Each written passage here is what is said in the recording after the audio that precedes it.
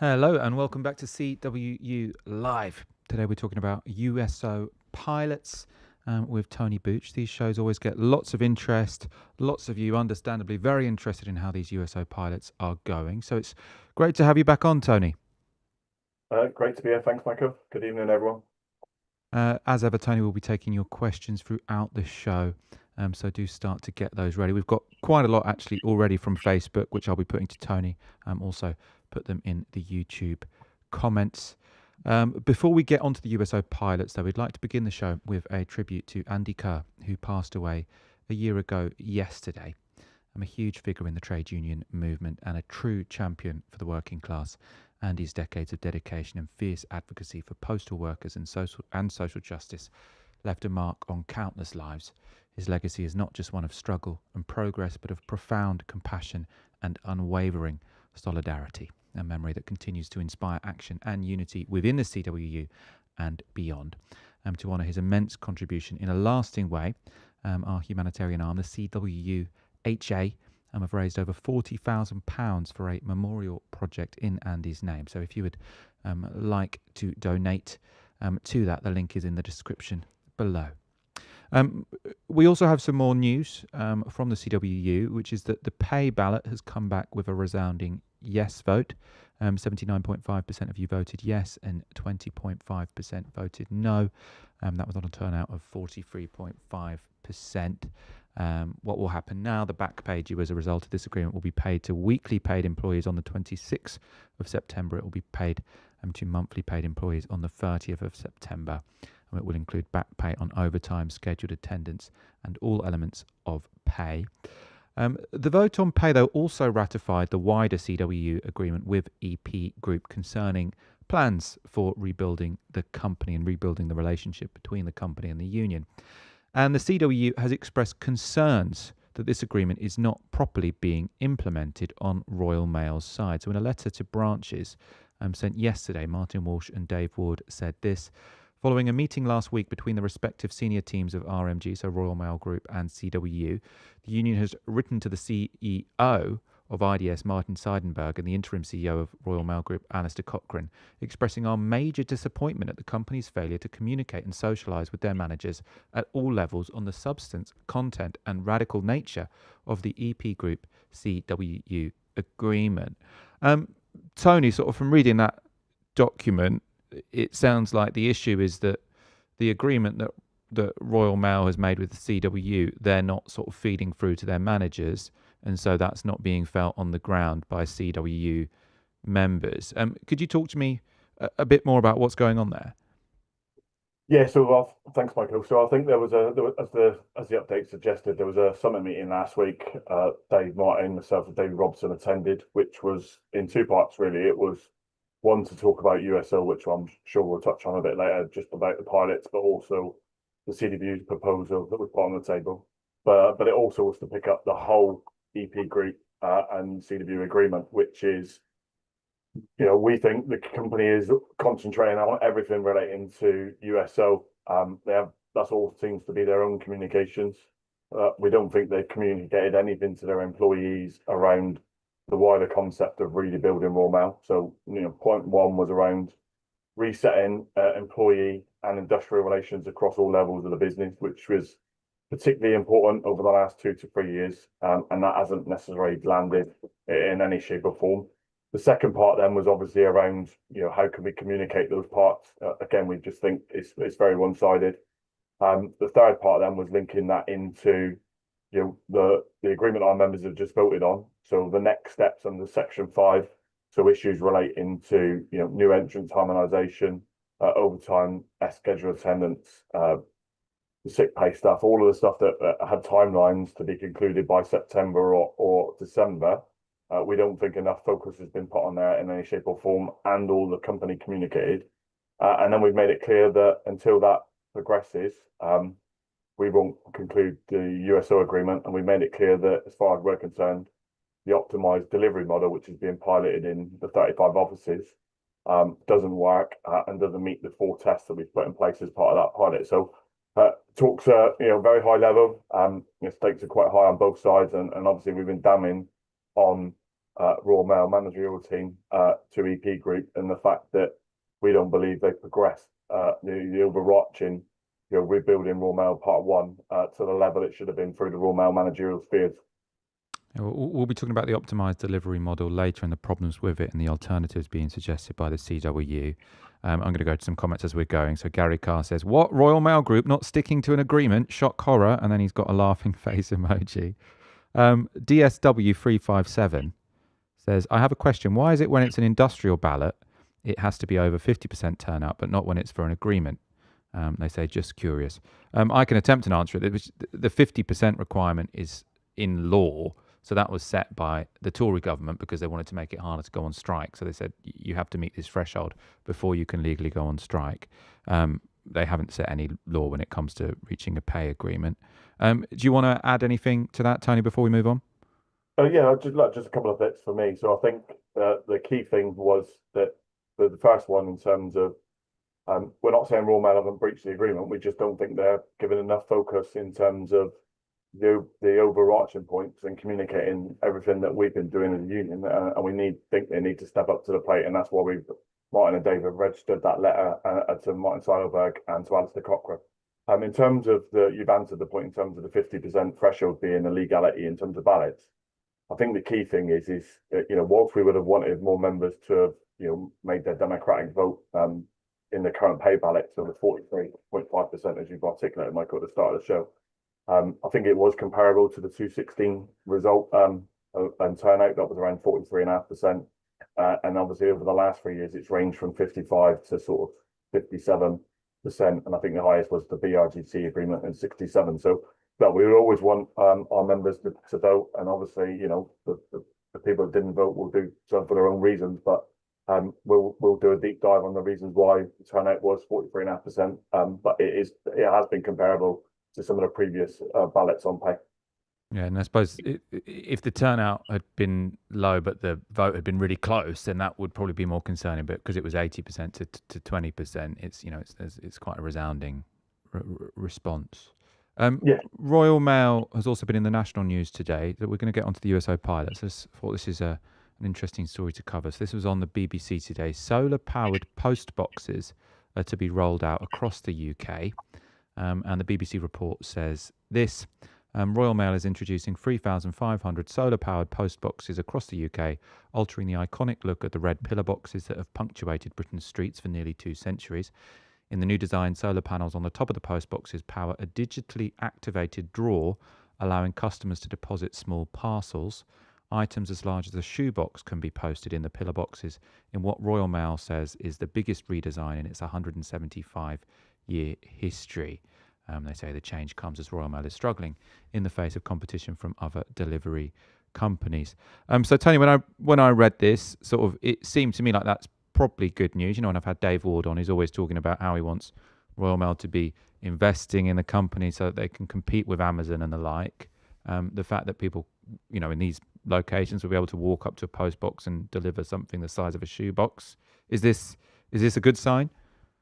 Yeah, absolutely. So I think for me personally, I think we've been critical that the growth agenda has not been on Royal Mail's horizon and not progressed as much as it should have been. So we're now in a place where, particularly where the growth in packets and letters, obviously what the change to the post boxes that you've just shown on the screen will do.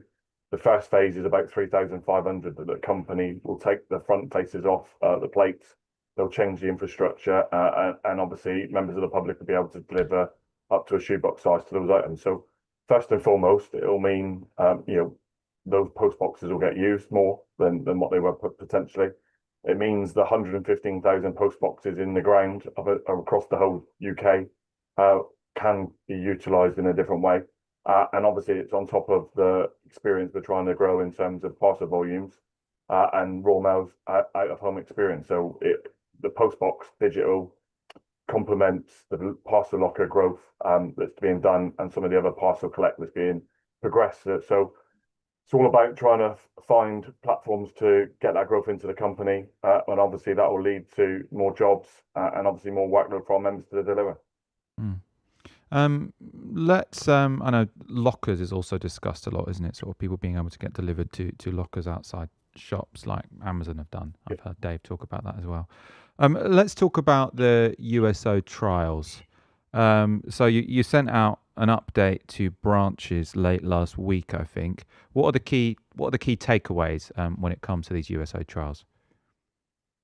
So that first and foremost, I think it's important for the union to thank our members in the 35 pilot offices that have been live since sort of February. They've been phased in from February to June. I know we've done it on previous shows, Michael, but I just do think we should always relay that, because they are difficult. The pilots, the optimized delivery model.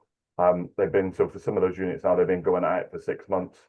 But again, what it does show is it shows the difficulty in terms of the change. So we've got 35 pilot offices that have been live.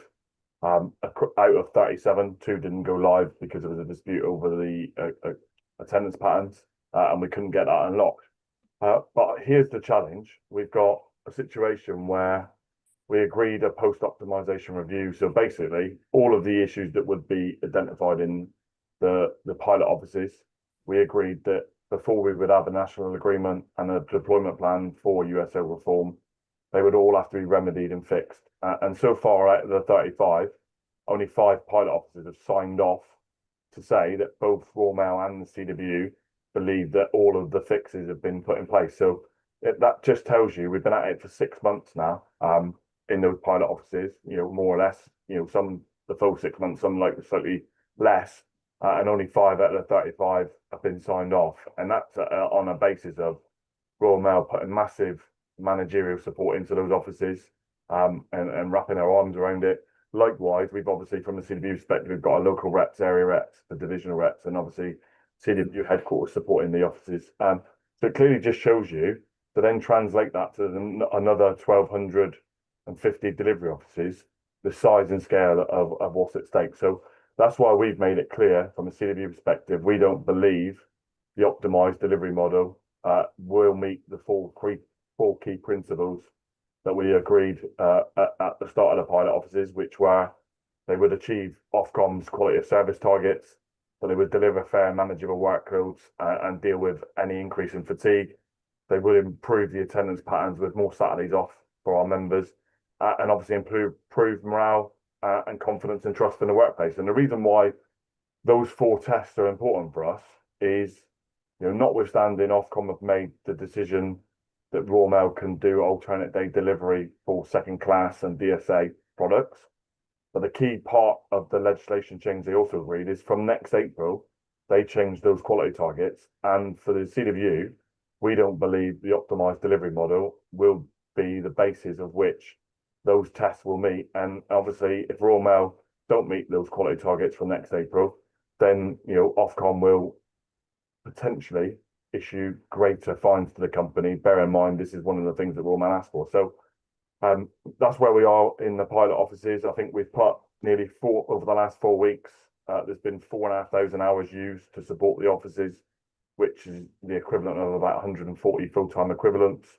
Across the 35 pilot offices, there's about 175 duties been put back in, which, some of that's not all related to the actual optimized delivery model, but it shows you the challenge that we've got in delivery, that over the last 3 to 4 years, a cost-cutting exercise, revisions being put in by executive action, it's just caused complete chaos in delivery. And we're saying we don't think the optimized delivery model is the model that will put that right, on behalf of our members, for everything that we've learned through the pilot offices. And so your big takeaway, your big conclusion is that this optimized delivery model is just the wrong way of going about this. I know you're proposing a different model. I think it's sometimes referred to as the heavy and light option. So I suppose I know this is very complicated, but could you explain in the simplest possible terms what you're proposing and how that differs from the optimized delivery model? Yeah, so the optimized delivery model was basically 4 walks being covered by 3 people. So 2 walks would be classed as core walks on a Monday, Wednesday, and a Friday, and 2 OPGs would go out delivering 2 full walks. The other 2 walks that were in the 4 pairing would have been dealt with by 1 OPG called a combined duty, and that person would have done first class and parcels on the Tuesday and the Thursday, and then the following week that rotated. So we've got concerns, and we've raised this right throughout the process. We don't think the core walks were achievable over a duration of time. And likewise, the combined is really struggling to complete the volumes of track and the parcel mix. So, and that's in sort of like a light period, or what is normally deemed as summer period, June, July, and August. That shows you the challenges we've got. Now, that heavy and light model is slightly different in terms of it would mean individuals would stay on their existing walks. So, if I'm on walk number 1 and someone else is on walk number 2 and we were in a band share pairing, we would continue on the same walks as we are now, in the same van pairing. But one walk would be heavy, so it takes all products out on the day, on a Monday, for example. And then on walk 2, the person I was paired up with, that would just be deemed as a light duty on that day. And therefore they would just take out first class and parcels with tracked. And obviously the 2 walks then we believe would be both be achievable in that pairing. And then where we land on, and this is where there is a difference of opinion with the current set of talks, is Royal Mail want to reduce the number of people that would cover. So I think it's been mentioned so far, 8 into 7. We want the 7th duty to be more robust and more structure in place, and the company want to have a lesser period of time in which almost falls into their 4 into 3. So the simplistic way of saying heavy and light model is in, one walk will be deemed, so it's been referenced, 50% of walk 1 could go out with heavy, 50% walk 1 with light. We think it will be done in the pairing, so 1 walk would be classed as heavy, 1 walk would be classed as light. But what that would do is that would manage the issues around non-drivers, because they could still be paired up with a driver. It will deal with the fatigue issue, and it will also deal with things like HCTs, some of the equipment our members use. So for us, we think the heavy and light model would meet the 4 key principles and the criteria we've set up front. So again, the Ofcom targets, deliver fair and manageable, help with attendance patterns, and obviously improve morale and trust in the workplace.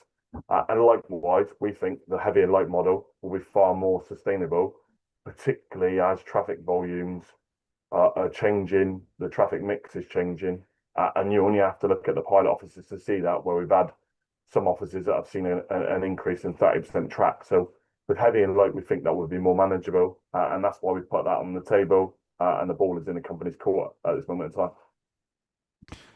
Let's go to some questions. So I'm going to start with some questions that were sort of posted on Facebook. So Smudger Smith says, won't make the live feed, but I would like to know why yesterday's letter to branches was held back till after the ballot closed, and why it still hasn't been published on your Facebook page.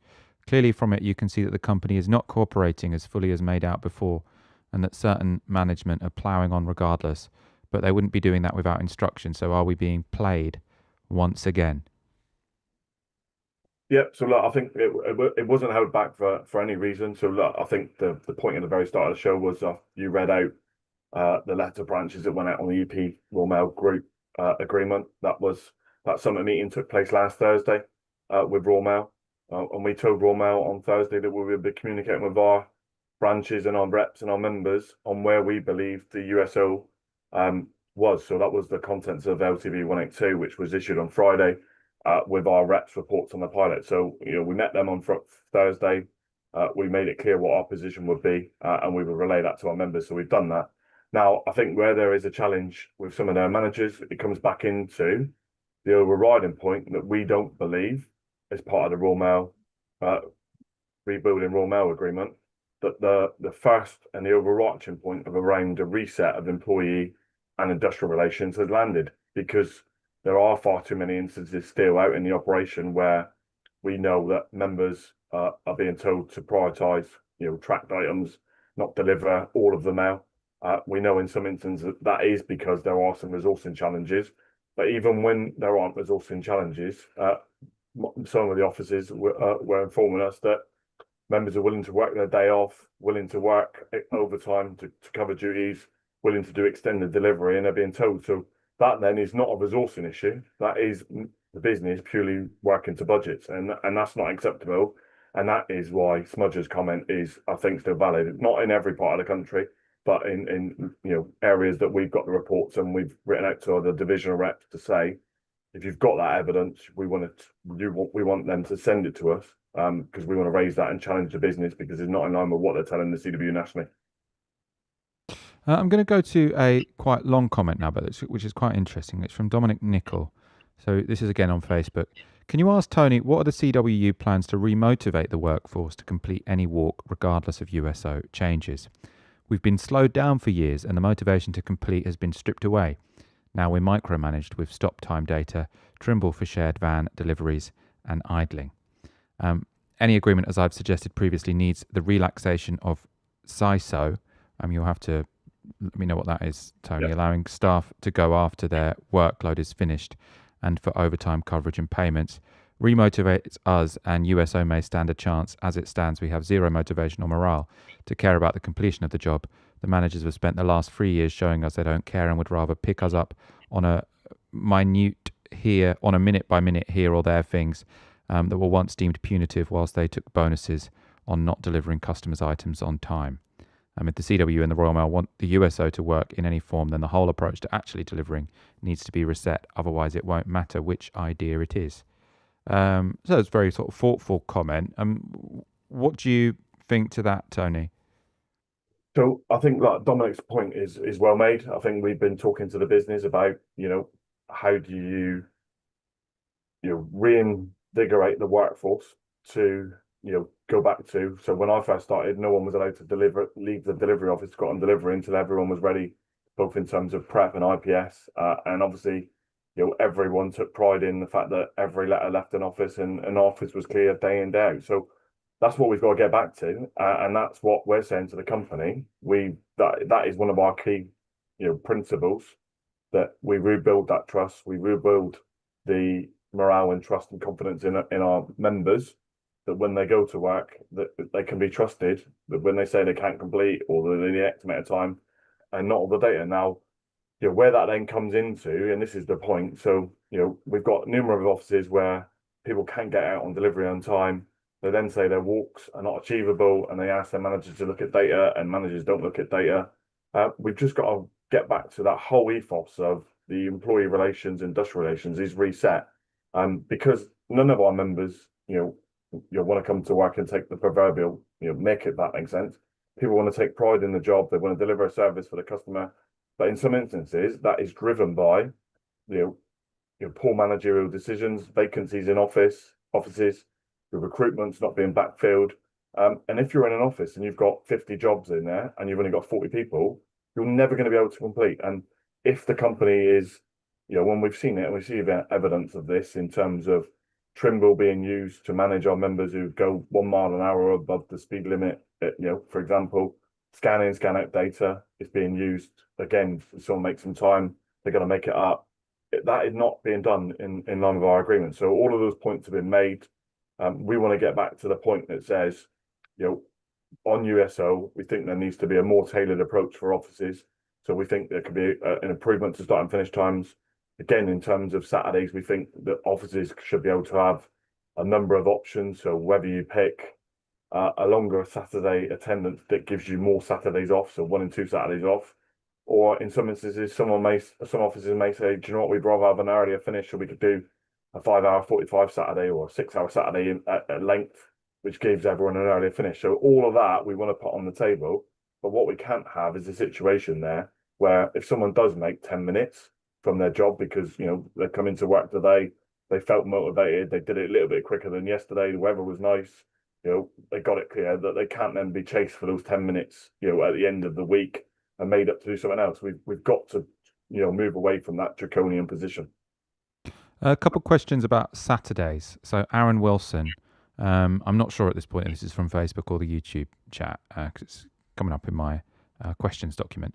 Aaron Wilson, how do we manage the workload on Saturdays with a shorter working day and more people off? Has the mail parcel suddenly dropped? Currently, Saturdays can be very busy. And I'm going to combine that with a question from Mark Kishka, who says, it was mentioned in the previous update that you were exploring a model that gave every other Saturday off and reduced hours on those Saturdays worked. Myself and a majority of my colleagues would like this ASAP. Is this likely in the next 6 months? So sort of 2 questions about Saturday working there. Yeah, so look, that's why we come back to the point about choices for offices. So At the moment, the pilot offices have been doing a 7 hour Saturday, and what they do on the Saturday is whatever attendance, that's on all the attendance patterns that were available. The Saturday length of day was a 7 hours. And what individuals are doing are just delivering on a Saturday. It's purely delivery of first class and tracked and parcels. So in the main, on average, that's meant to produce anywhere between a 18 and a 23% call rate. So it substantially reduces the number of delivery points you're going to. So people are covering 2-to-1 routes, or one person covering two routes. Now, we think if there's opportunities for people to decide what suits their own offices, if that meant you might cover, say, 2.25 routes on a Saturday, and it might mean you go to a 7 hour 50 day, then that would get you, in our view, every other Saturday off, which would be attractive maybe for some offices, and that'll be a choice for them.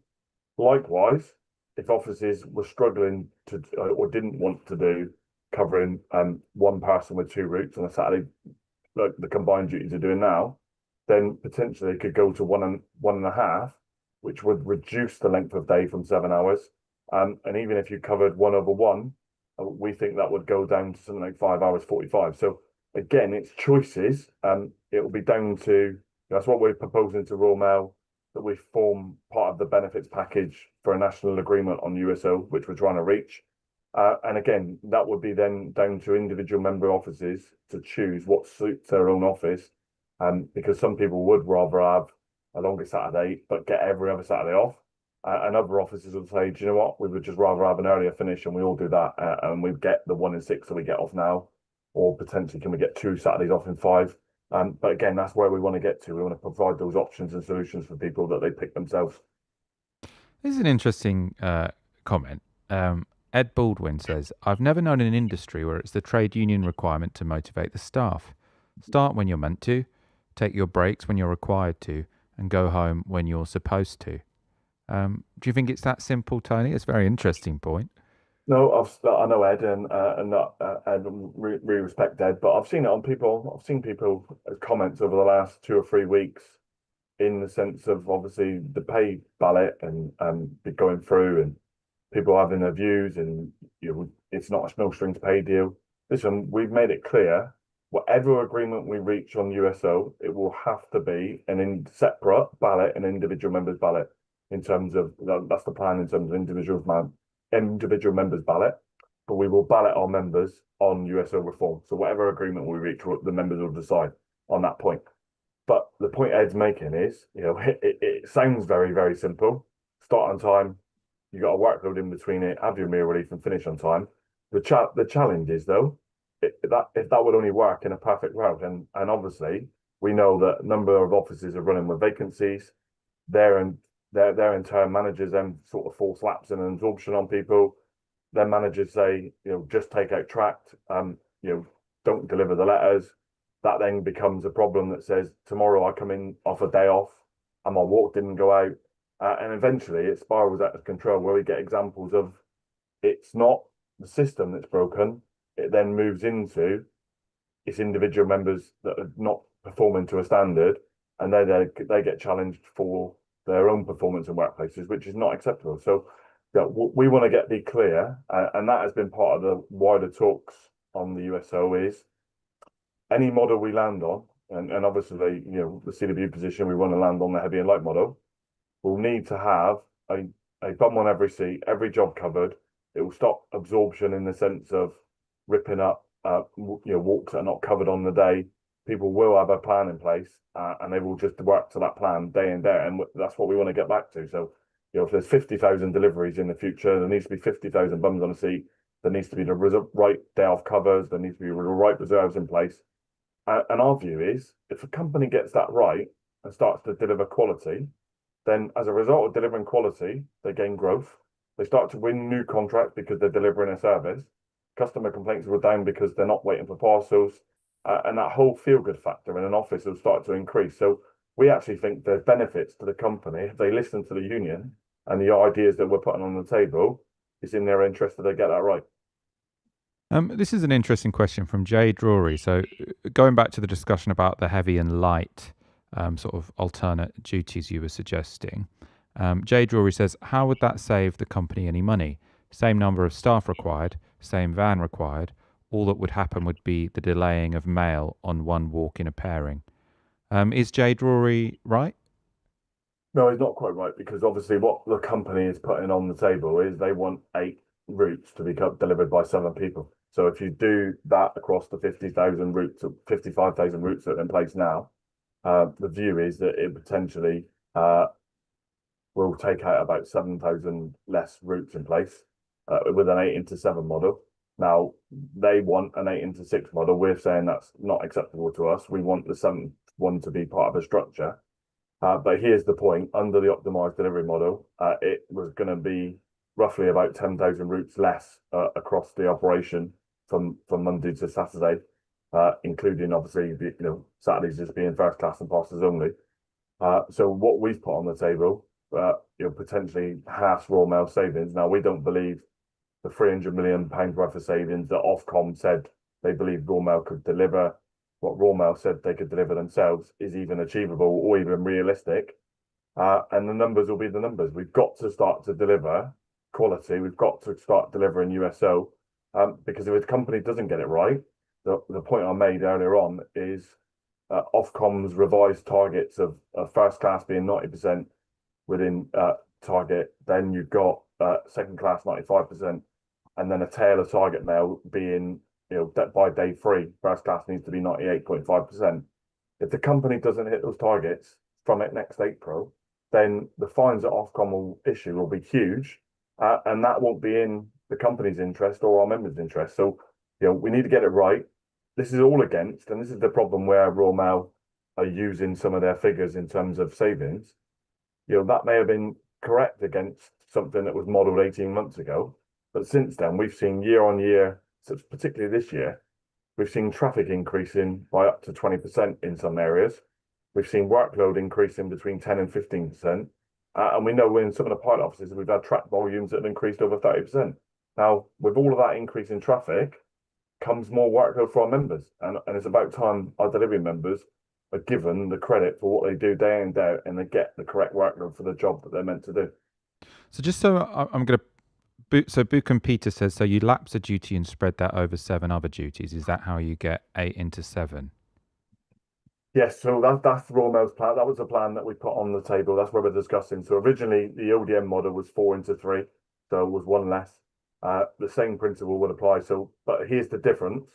What you're doing now is you're taking all mail out on your current walks. In the revised model, you would have one that would be deemed as heavy, taking all products. You would have one that was light, which, if you take the Royal Mail estimate, it's about 18% call rate. So, if you take 700 delivery points with heavy, one that's light, you'd be going to about 180 delivery points. And then you would take a percentage of the walk that's absorbed into the plan. But that wouldn't be daily absorption. It would be structured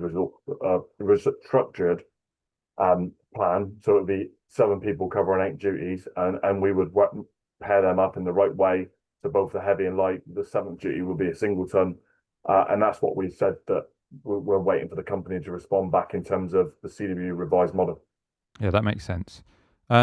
Interesting question here on Saturday. So Mystic Eye says, my manager keeps giving his favourite Saturday off and I'm expected to come off my walk to cover their tracks. How is this fair? Well, that's what we're going to go back to. We want a structured approach for reserves. We want an agreement in place that gives everybody the opportunity to pick a plan for their office. We know in some offices now that reserves don't get the same number of Saturdays off as everybody else in the office, and we want that to stop. Likewise, we want, obviously, as part of the new entrants, we don't want them to have to work every Sunday in some instances where they're doing. So it's something we're trying to deal with. We want that fairness. We want to improve the morale, the trust, and the confidence in workplaces. And any final agreement we get on USO will make it absolutely clear what will happen on a Saturday once an office decides the options that are available to them. So whether that be more Saturdays off or an earlier Saturday finish, that will be part of the overarching agreement. You mentioned new entrants there and Sunday working, but I'll go to Michael Kitney's question anyway, because he says, as a new terms and conditions worker, how are Sunday workers factored into the levelling up? It feels like either way we are still getting shafted and still going to be on inferior working terms than the old terms and conditions. Yes, well, I think that's the key part about the letter to branches that was issued. earlier on this week, which was that our view is that the Section 5 first step of the harmonisation, which was that it would be concluded by the end of September, we didn't think enough priority has been given to that by the EP group and by Royal Mail. So that's where that criticism comes in earlier on. We want to get to a position where the Sundays are done over a rotation for new entrants. And obviously, we want to try and get the first step for their terms and conditions, both in terms of their contracts, but also their pay. So, 40 hours reduced to 37, the paid meal relief's introduced, and obviously then that gets the pay up to the same as everyone else. So first step was to be concluded by sort of end of September, and the full journey by December, and that's what we're holding both Royal Mail and EP Group to account. There's a sort of question about what's coming up next in the union in a sense, because Scott Tracy says, what is the second ballot on the USO about? What are we voting on and for? And so this is the ballot that I don't think has gone out yet, has it? But do you want to sort of update me on what that's all about? Yeah, so look, the only thing that's changed under USO so far is Ofcom, as the regulator, has granted the legislation change that went live from the 28th of July that said Royal Mail can deliver second class DSA economy products and non-priority mail on an alternate day delivery model. So Royal Mail's eyes up with the ODM model. CWU, we put forward the model that's heavy and light. So they would both work to that same principle of a alternate model. What we've been clear on though is once we reach a national agreement, which will include a deployment plan, whatever is in that national agreement, that will be subject to our members being balloted on whether they accept what the CWU has agreed. So that's why these are such important talks, because obviously if we pick up some of the stuff that we've shared on the pilot offices, then we'd be concerned that our members would vote no at this moment in time because they wouldn't have confidence on it. So, but this is why we're saying to the company, you've got to take your employees on the same journey. You've got to give them, from a CWU perspective, we've got to get the right agreement that means our members trust what we negotiate will land in their workplaces. So the benefits, more Saturdays off, earlier Saturdays, the fact that the fair workload will be fair and manageable, the fact that their offices will be a better place to work in, and that we ensure that Ofcom's targets are achieved. So all of that will need to be part of the agreement, but ultimately, when we land on that, that's what our members will get the choice to vote on. And there's sort of a couple of questions, I suppose, about the whole logic of this, which I think it is sort of worth covering. So William Webb says the only way to make more savings in delivery is to make an already knackered workforce work harder. And then there was Adam Jensen says we cannot lose 1/8 of walks and still finish. I think you're underestimating the amount of tracked and other non-negotiables. And I suppose my question here, and I suppose sort of where these are coming from, is my understanding, Tony, was that the whole point of this USO reform is that the company can reduce their costs, but not by making people work harder, but because the terms that they have to meet are lower, so they have to deliver obviously second class post less often, and that should mean that there is 1/8 less work to do. I suppose that the concern from people is it doesn't seem like there's 1/8 less work to do. It just seems like there's 1/8 less time to do the same amount of work. And I suppose, can you sort of make sense of that for me and maybe some of the people watching? Yeah, so look, it's really complicated, and I think one of the things that we've been talking about with myself, Martin, and Chris is about how can we get into some real deep dive detail on the heavy and light model, because that's what we put on the table. So simplistic things. If you say now, currently, I'm on walk number 1 and I've got 700 delivery points on my route. If my call rate was 50%, I go to 350 delivery points Monday to Saturday as it is now. And that'll fluctuate up and down through the course of the week based on the call rate and the workload that comes into that. I also do that with a partner in terms of walk number 2, and we go out in a van and we do a van check because that is the most predominant model that we've got in delivery. So on walk number 2, the same walk would have 700 delivery points, 50%. So between the two of us, we've got 2 walks where we got 1,400 delivery points, but on average we go to 700 delivery points with all mail every day. The heavy and light model would be one of those would be heavy for taking all mail. So in Royal Mail's eyes, the call rate will be around about 35%. So you obviously go to more delivery points on that route. But on the light walk the walk that's deemed light on that day, you would only go to about circa 20% of delivery points. So overall, across the two walks, you actually go to less delivery points than you do now. The bit then is obviously was how can you take 1/8 of another duty, and that's what's being discussed. So again, look, what we've been clear is we would have to have data validation, we would have to have clear a check and go no process in place. So we know there are some walks of now that are not achievable in offices. And I come back to the point in the 35 pilot offices so far, we've put about 175 duties back in for the very reasons that too many hours and too many duties were taken out from previous imposed revisions, and we can't let that happen again. So again, those checks and balances will be there.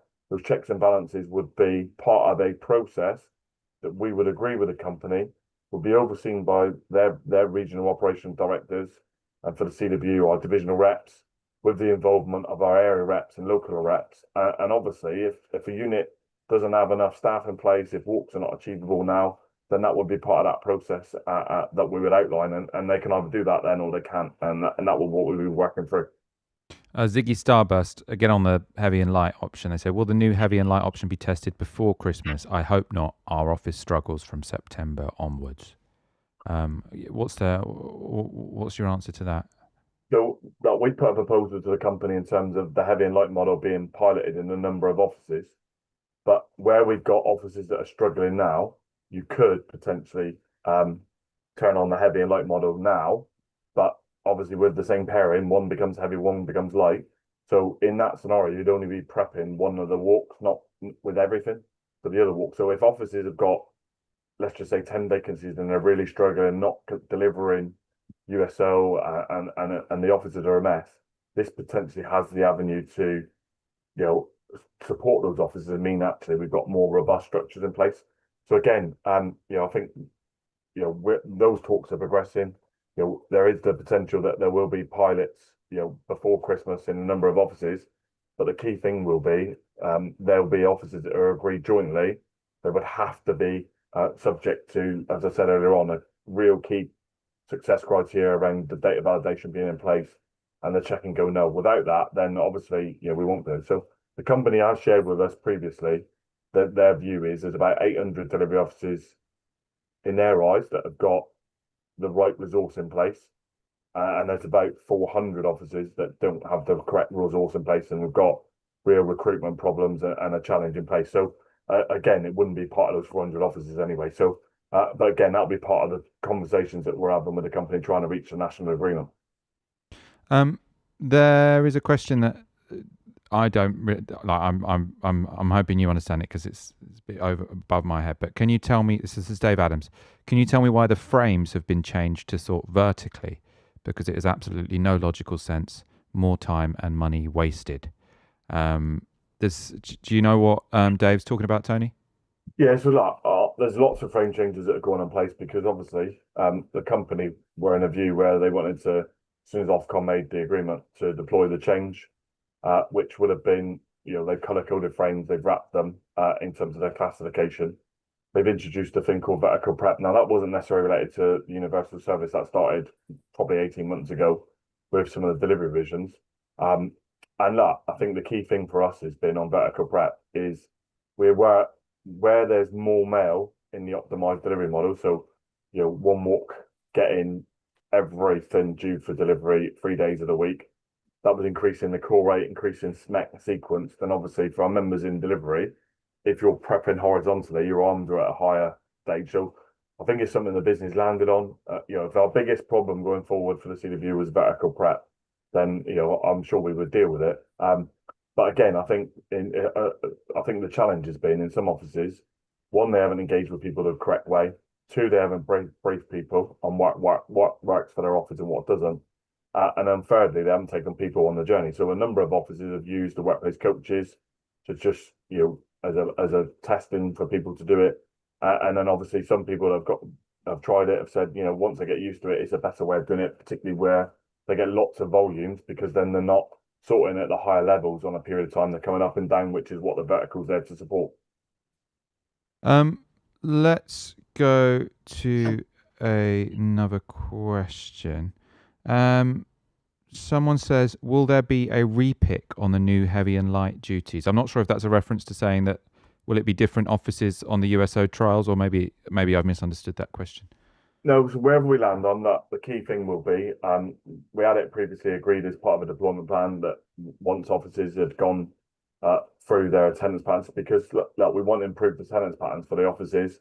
Again, if there's going to be more Saturdays off, people will pick duties. If it's shorter Saturdays, that'll be part of the process.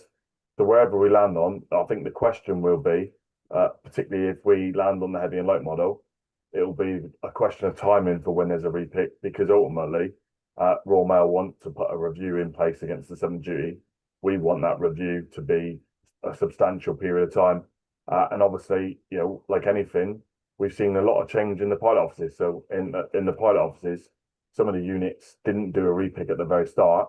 They've waited for their bedding in period. They've waited for their PIR to be worked on, which has meant more hours going in, more duties going in. And then they've subsequently done the repick after the unit settled down and got the structure in place. So again, that'll be part of the process we land on in any national agreement. Question from Clive West. This was from Facebook before we came on air. Why does the union keep saying that nothing will change without agreement?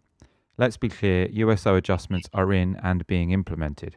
That's fine if you can't do anything about it, but please don't keep telling us that nothing has changed. It is changing. Or please do not tell us, please don't keep telling us that nothing has changed or is changing and that it will not change without agreement. So this is someone sort of saying, when the union says nothing will change without agreement, is it being honest? Because from their perspective, it seems as if like Royal Mail will essentially do what they want. Well, I think the key thing for me is that we are being honest, because the Ofcom made their legislation change on the 28th of July, and nothing's been introduced outside of the 35 pilot offices. We know they've put some contingency arrangements in place in offices where there was a shortfall in resourcing, but we've been clear to Royal Mail that we will not be able to deploy anything in USO until there's a national agreement, there's a deployment plan as part of that, and our members have voted on it. And nothing else has gone on outside of the 35 pilot offices. So, yes, they're doing the frame changes on the indoor, but that's because purely they're doing that ahead of any agreement. And likewise, some of that will have to be retrospectively changed depending on if we land on the heavy and light model. And because of some of the colour codings will change, the classification of routes will change, and we'll have to deal with that as part of it. But there is no other USO changes being deployed outside of the 35 offices. Graham Pudsey says, Tony, why are delivery offices only delivering letters once a week? I see this all across the country. It's like they are not interested in quality of service. Presumably there aren't that many delivery offices only delivering letters once a week, but how would you respond to that? So again, if Graham's got live examples of which offices they are, I'd really want him to send them into either myself or info@cw.org and give me those examples. So if you can get that sent in, Graham, that'll be appreciated. As I say, we know in some instances, there was two things introduced in the last 18 months. So where there was some resourcing challenges, and we knew offices weren't delivering, mail because they had those challenges in place. It was agreed that no walks would be rotated, so you wouldn't end up in mail just being delivered once a week. And likewise, obviously, the change that they brought in, where we knew there was some offices just delivering tracked and not delivering letters, the company has changed that, but that is only on the proviso as a contingency where they don't have enough funds on seats and a resourcing challenge. Now, they've told us they're recruiting circa 2,000 full-time equivalents between now and peak. But again, I've been clear, there are examples out there where mail is not being delivered in offices and our members are willing to do overtime on their day off, work their day off, whether they're willing to do extended delivery, and that's being refused because it's budgetary, then I really do need to be sent those examples in from our members, from our reps, and obviously the divisional reps will be picking it up with their interfaces as well, because that's not what's been agreed. A couple of questions on weekends again. Bouch and Peter, what are the walkers doing on Saturdays? And then Luke LFC, how does Sunday work fit into these new models? Yeah, so two things so in terms of Saturdays, again, if it's we think in terms of the heavy and light model, we can pair non-drivers with with drivers. So again, if both parties were working on a longer Saturday, that can be done. On the shorter Saturdays, again, if it was 1/1, people will be just doing exactly what they're doing now. Obviously, depending on what officers pick, we think we'll just need to work that through. So the Saturday, again, use of HCTs, is there other ways of working that we can deal with that to facilitate, the same Saturdays for everyone? That's work in progress. And likewise on Sunday, so there's some national talks taking place around growth. We want obviously Sundays to be part of innovative duty patterns, and obviously as part of those innovative duty patterns, particularly for the new entrants that had that imposed as part of their contracts, we want to get back to rotation. So whether it's 1 in 3 Sundays or 1 in 4, we want to enhance that and ensure that they're not getting every Sunday as part of a duty structure that's in place. So is there better rotations that we can put in? And that's going to be part of the discussions around the harmonisation as we go forward. Jay Drury says, will a group of delivery staff be asked to provide input on suggested delivery models? I mean, I assume you're already doing quite a lot of sort of discussion with delivery staff, but yeah, we're doing that with the divisional reps. We've been doing it with the pilot officers. What's worked well, what hasn't worked well. We're learning. I think in terms of the pilot officers, I think and I'm working off the top of my head now, I think that there's been over 400 actions that have been identified, whether that be local actions, whether it be actions part of the geographical area, whether they're actions that have been needed to be addressed nationally. So there's 400 actions that have come across 35 pilot offices, and that's exactly why we've done the pilots, because this is the biggest change we've had to go through since single day delivery from 2003, and we're using the pilots to inform the future sets of negotiations to make sure we feed back everything from delivery to get it right.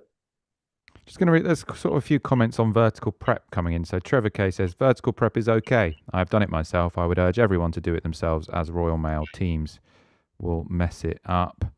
There were a few more.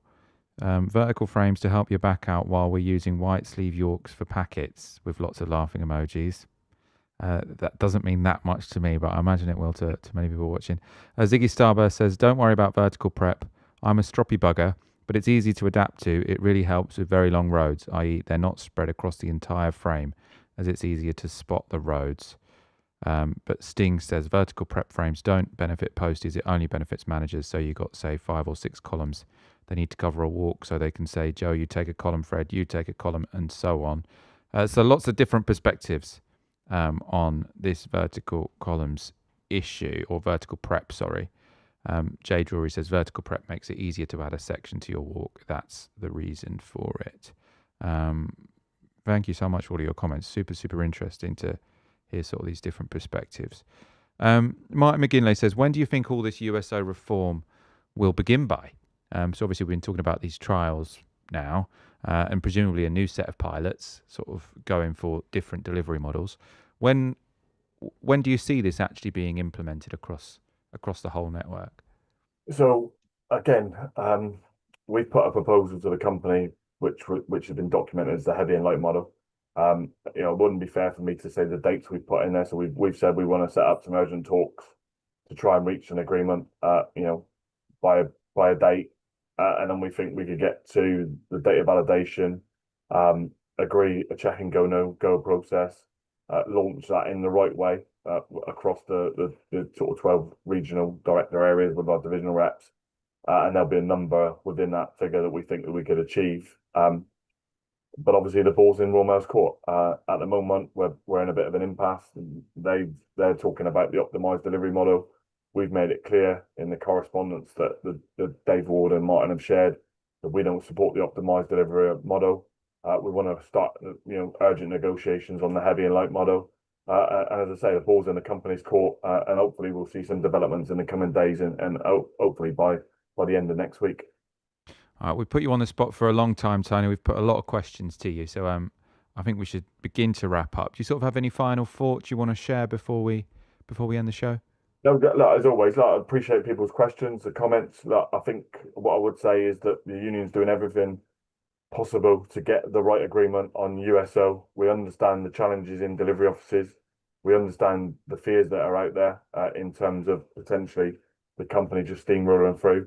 We've been clear in the correspondence that's been issued over the last week, both in terms of the updates on USO, so try to be transparent, what's happened in the 35 pilot offices, the challenges that are in place with call rates, indoor plans not being in place, the track volumes increasing, it taking too long to resolve issues in the 35 pilot offices.